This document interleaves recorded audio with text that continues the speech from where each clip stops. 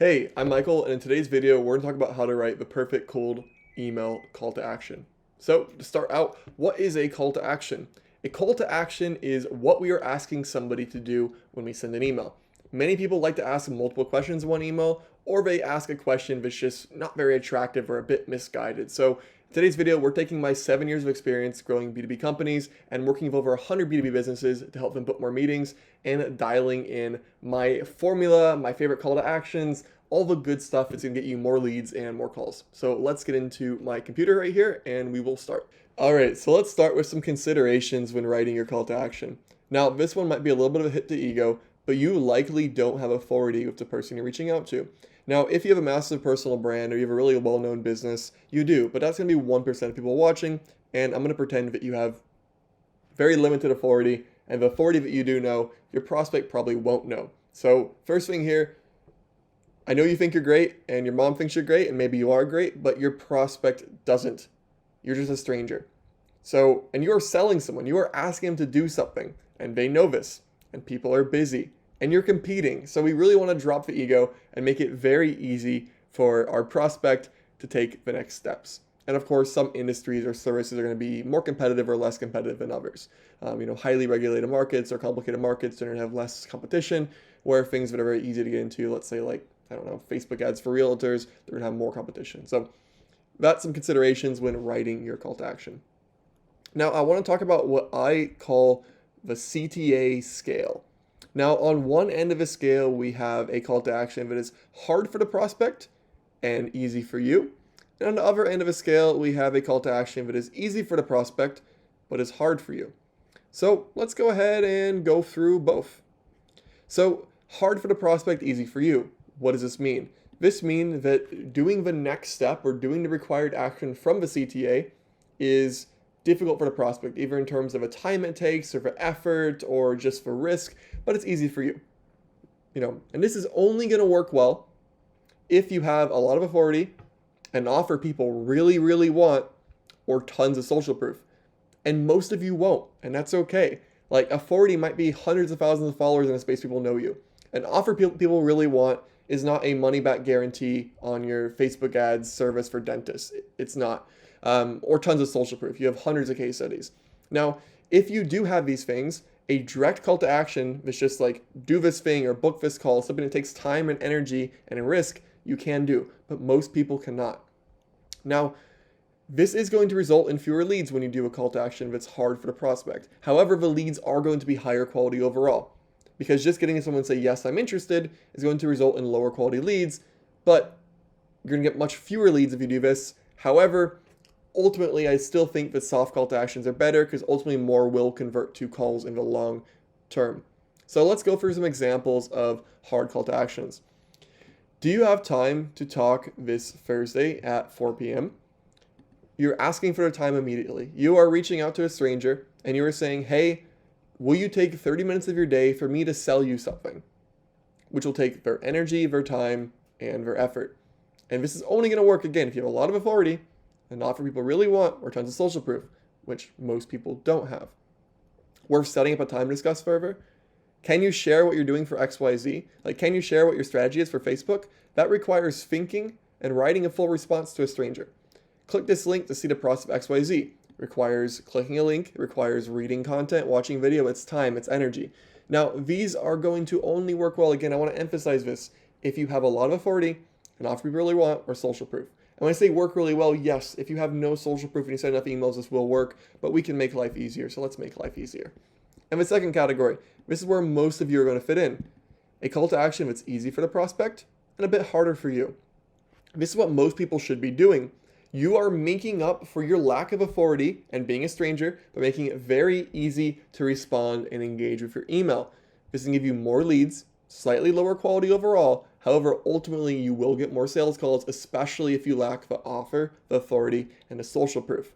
Now there's a few categories for this. Let's go through them. We have a general interest CTA, an open question, ideas, case study, free resource, or free custom piece or proof of work. So let's start with general interest. This is just trying to get somebody to raise their hand and say, yes, I identify with this. Is this a problem you experience? Don't say, is this a problem experience? But like, do you experience XYZ as a problem? You want to actually spell it out. Yes, no. That's all they have to say. It's very easy for them. Does this sound interesting? Yes, it does. No, it doesn't. Very easy to answer. Thoughts on this? I like the way it sounds. You're not asking for an in-depth essay, just what are your thoughts on this? Can I share more info? And this could lead to a templated email or something after. It's really easy for them to say yes, even if there's just a little bit of interest. Next is an open question.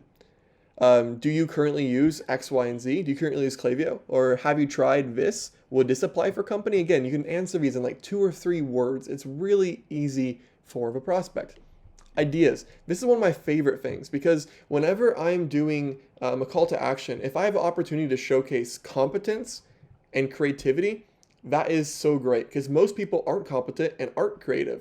So if I offer to share some ideas, and let's say I have a Facebook ads agency, and I'm like, can I share some ideas on Facebook ads for your company? And you respond back with retargeting ads and some other basic elementary non-creative response, you're going to get ignored. But if you're a creative, actually good media buyer and you have some really interesting angles or insights, things that you can't find in the first page of Google of how to run Facebook ads search, you can do really well. So I recommend this, especially if you're actually good at what you do, you can get some really good leads. So again, can I share some ideas to X, Y, and Z? Can I share how we use Facebook ads to book 5 to 10 appointments for dentists each month? We've done some really unique angles that help you get calls, help you get leads, not only for teeth whitening, but for large surgeries. Boom. Would you be interested in hearing the takeaways from doing XYZ? Would you be interested in hearing the takeaways from running ads for 75 realtors the last 3 years? We found a few unique ad types that tend to get the best buyers, including cash buyers. They have something that actually sounds compelling, and you're offering an idea. And in that idea, you can show that you are creative and competent. A case study. Mind if I send over a walkthrough of how we did XYZ for case study and how it can apply to you? Now, one consideration here, if we're reaching out to somebody and we are offering them to see a case study, it needs to apply. A dentist does not care about your case study for a pressure washer. They don't. It's great you've worked with somebody. That's better than nothing, but it needs to be relevant. And the more niche, the better. I use dentists, for example. Let's say that you have a case study of a holistic dentist. That's even better. How often does a holistic dentist get an email of somebody offering to show a case study from another holistic dentist? They might have even heard of them. So we want to get really specific here. Would you be interested in seeing the inside of an ad account that did results within industry? If so, I can share a quick video. We have a video right here. Again, what is easier? Let's hop on a call for 30 minutes and I'll show you something, which is still valuable. Or can I show you a video? That way you can watch at your own convenience. And if you don't like it, just click away and never talk to me again. It's really easy for someone to say yes. Next is a free resource. Now, here is my number one problem with free resources. Your free resource needs to be so good that someone would pay something for it. Not $1,000, but they should want to pay for it.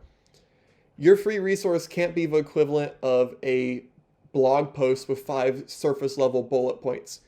And most people don't actually have information that's good enough to make it as a free resource, and that's okay. So if you don't have that information, then just don't do this call to action. But if you do have truly good information that's going to set you apart, this is worth doing.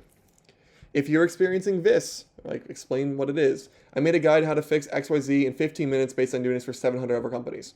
Now I've plugged in huge examples of social proof because a lot of companies I work with have them, but you don't necessarily need them. Plug in whatever applies. From doing XYZ for 10 years, I have a list of 70 templates that generated XYZ. Want the link. That's really valuable. Like if I had in my cold email, from doing cold email for 7 years and working with over 240 B2B businesses, these are the 70 templates that generated my clients over $5 million. Do you want the link? You probably do. If you're actually doing cold email, that's pretty valuable. Now, if it was like, do you want to hear the 5 subject lines that will get you a 60% open rate? Probably not. So next one is going to be the absolute easiest to start if you have literally no social proof, your website sucks, there's like no logical reason to work with you, and that's okay because you're brand new. It's a free piece of work. Now, notice how I say piece of work. I don't like working for free for months. I like doing a smaller piece of work. For example, if you're a YouTube editor, you shouldn't offer to edit videos for a month. You should offer to edit a video. If you're an ads guy, you shouldn't offer to run ads for a month. You should offer to run an ad and run it for a week. So let's get some examples here. Mind if I took one of your YouTube videos and made it into a blog post so you can see what this looks like? There we go. Small proof of work. Not all of your YouTube videos, a YouTube video. To show how this would work, do you have a product you'd be interested in having a free ad created for? There we go. So there we have our soft, easy for the prospect call to actions. This is what you should be doing. Now, people here will ghost you. Some will. You're going to get more of those. And you also need to know how to follow up with them. And here's a good thing. I made a video on how to follow up with people if they ghost you. That's on my channel. You can find it. It's uploaded either right in front or after this one based on how I'm scheduling these. So that video will cover that. So now, what is next? What are the next steps? Assuming you're a newer agency, you should be testing 75% at least of your call to actions being ones that are easy for the prospect and hard for you. And you should rotate those. You should rotate different types of CTAs and categories. Test out a free piece of work, case study, ideas, open question, general interest. And if you have no case studies whatsoever, just do free piece of work and ideas. Even, case study and free resource, you need some social proof. So start there, 70%, and then 25% on hard. Now, if you're watching this and you're like, yeah, we're a badass agency, everybody knows us in our industry, we have tons of social proof, maybe do half-half. I still think that even if you're the best company in the world, you should still do some soft call to actions. They're going to convert better. And there you have it. I hope this helps. This is how I write CTAs for my clients. And if you want to go even more in depth on how me help build out your campaigns, make sure to check out my training program I run with my business partner Felipe called growb2b.io. There will be a link below to check it out, have a call with myself or my team, and see how we can help. Thanks for watching, and I will see you in the next one.